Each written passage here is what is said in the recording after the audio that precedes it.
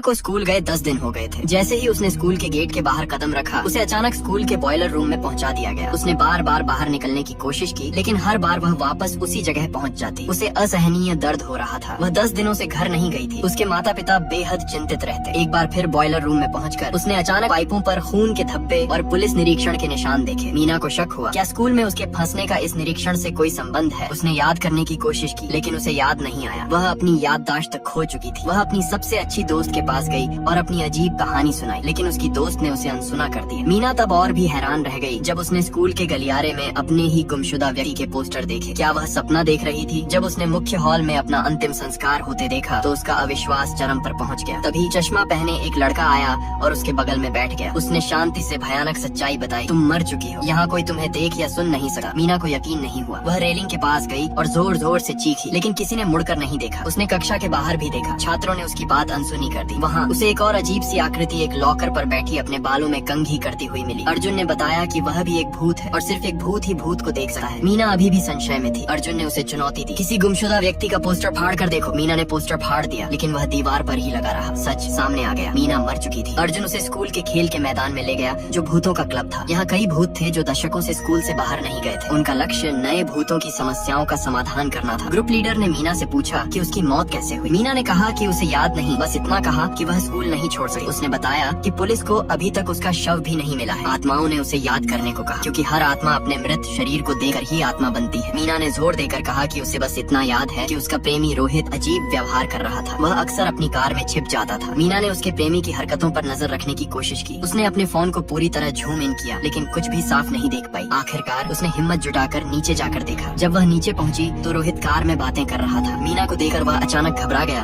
और सामान्य होने का नाटक करने लगा। मीना को शक हुआ, लेकिन उसे कोई ठोस सबूत नहीं मिला।